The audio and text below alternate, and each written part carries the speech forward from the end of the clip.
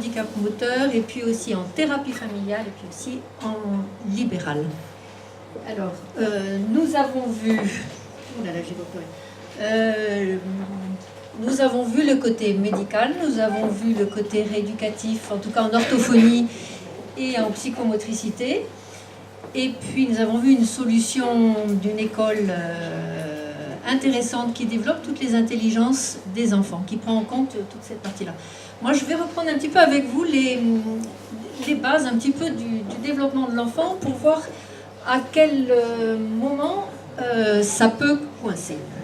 Donc d'abord, nous sommes des êtres sociaux, les enfants sont effectivement très dépendants et longtemps des adultes, et l'autonomie est un long chemin. Je rappelle que la communication des enfants, elle est d'abord motrice, et puis elle devient par la suite symbolisée par les mots quand l'enfant accède au langage. Mais il y a on peut rajouter à cela que les émotions sont une chose difficile à comprendre pour l'enfant, et c'est intéressant de lui apprendre à les repérer, à les nommer, ce qui permet de contenir un petit peu des débordements émotionnels. Le simple fait de nommer qu'un enfant, que tu parais en colère, c'est déjà lui permettre d'avoir une certaine maîtrise sur ce qui le déborde complètement. Les phases d'opposition sont des moments importants pour l'enfant, puisque c'est des moments qui lui permettent de s'affirmer, de se différencier et de se sentir un individu. Alors vous connaissez des phases d'opposition qui sont à 15 mois et puis vers 3 ans. La première différenciation, vous vous souvenez que c'est sans doute quand l'enfant commence à découvrir que sa mère est sa mère et non pas quelqu'un d'autre. C'est vers l'angoisse du 8e mois, où là il repère bien que l'environnement extérieur est tout à fait singulier et qu'on ne va pas le leurrer sur la personne avec qui il a le plus d'attachement. L'opposition, oui, donc je reprends, à 17 mois, il enlève les choses aux autres et il pousse pour avoir ce qu'il veut. Ça, c'est toutes les personnes travaillant en crèche repèrent bien ces moments. Il y a un pic à la fin de la 2e année et puis par la suite, cela diminue.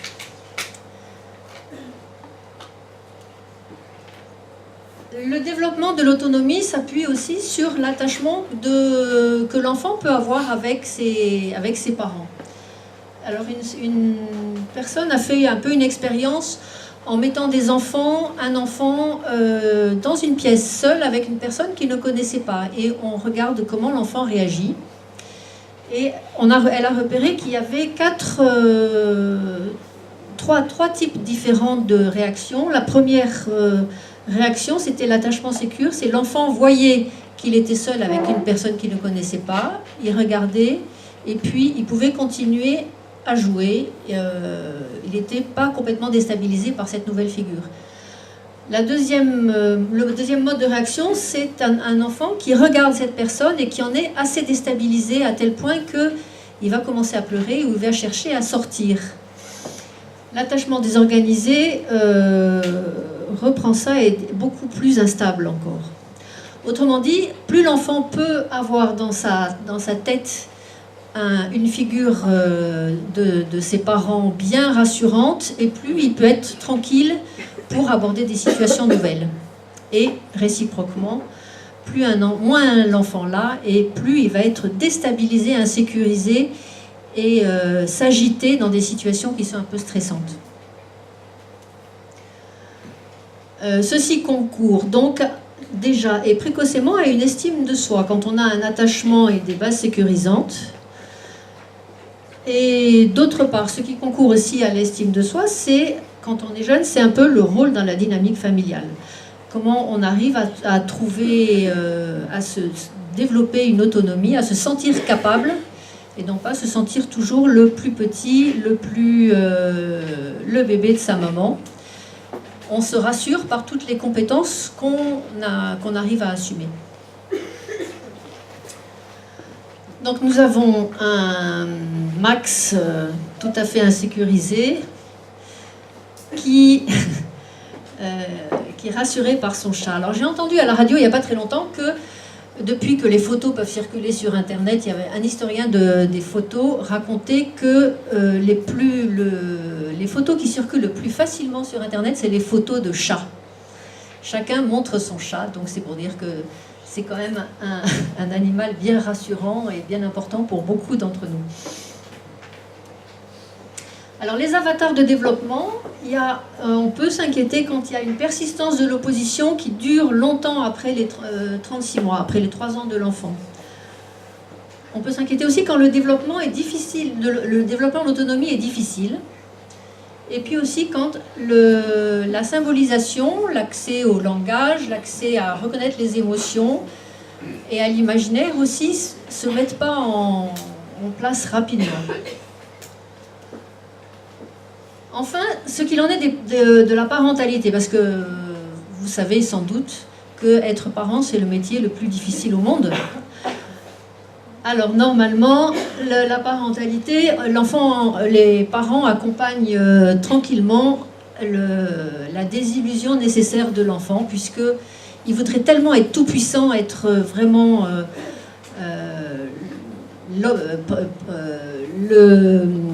le garçon voudrait, dans le complexe d'Oedipe, il voudrait vraiment avoir sa mère toute pour lui, ou son père, la fille de son père toute pour lui, et tout savoir déjà, mais c'est vraiment pas le cas, puisqu'en fait il ne sait pas grand-chose. Et alors, face à ça, il a besoin de sentir que les parents ne vont pas le laisser faire n'importe quoi, ne vont pas le laisser prendre du danger, face à ces oppositions, ils vont quand même tenir. Et c'est à chaque fois que l'enfant rencontre des limites parentales, finalement, il est plutôt rassuré. Et à l'inverse, s'il n'en rencontre jamais, il devient de plus en plus insécurisé et de plus en plus agité. Après, on peut dire, dans cette diapo, montre un petit peu les différents types de parentalité en fonction de l'histoire de chacun, des problématiques de chacun. Avec la parentalité névrotique, quand c'est la culpabilité, quand on se sent coupable de poser des limites à son enfant, en fonction de sa propre histoire. Ou bien quand on se soumet complètement encore à la toute-puissance de l'enfant. Ou bien, alors je ne sais pas si certains ont vu le film, un film qui est passé sur Arte la semaine dernière qui s'appelle We Have to Talk About Kevin, où on voit un enfant très attaquant et une mère qui est complètement saisie, qui ne peut pas réagir à la provocation manifeste de son fils. Et puis on fait aussi avec toutes les histoires qu'on a reçues des grands-parents, comment nos parents ont été avec nous comme parents et comment ce qu'on va s'autoriser à faire avec ses enfants, reproduire ou bien au contraire se dégager de poids qui étaient assez lourds et pouvoir créer quelque chose d'un peu plus nouveau. Enfin, le côté narcissique, quand les parents plutôt s'identifient à leur enfant. L'enfant doit souffrir comme moi j'ai souffert, ou bien il doit être brillant pour réparer ce que j'ai pas pu faire, etc. Ensuite, voilà, je parlais tout à l'heure des capacités de représentation, je vous parlais de nommer les émotions, de pouvoir être dans le langage, que les choses puissent se dire aussi en famille. Et c'est un recours, alors d'abord c'est un recours à l'acte. Quand il n'y a pas de symbolisation, on passe par l'acte et l'agitation comme faille. La symbolisation peut être aussi un peu empêchée quand l'enfant reçoit trop d'investissements agressifs ou de contraintes. Quand il est investi comme un enfant, comme un canard, un vilain petit canard ou bien un enfant terrible. Mais quand il reçoit à ses demandes des réponses contenantes, adaptées à sa quête de proximité, à ce moment-là, il est plus en situation de pouvoir parler, penser et reconnaître toutes ses émotions. Alors, quoi qu'il en soit, un enfant, comme tout un chacun, un enfant peut avoir, il peut avoir des soucis dans la tête parce qu'il se sent toujours fragile et vulnérable. Est-ce que je suis bien aimé? Est-ce que j'ai une place dans la tête de mes parents? Alors là, je vous montre rapidement un ensemble de soucis classiques par rapport aux parents, par rapport à la place dans la fratrie, par rapport à la question de l'immaturité. Oh, il y a un peu des erreurs. l'immaturité ou la maturité, comment il accepte ou non d'être grand, et par rapport à l'école. Donc par exemple, je ne sais pas si une mère le dit aussi clairement, mais peut-être qu'un enfant le pense, que cette fille le pense, ton petit frère va te prendre ta maman, ta chambre et tes jouets, et on va l'appeler Victor.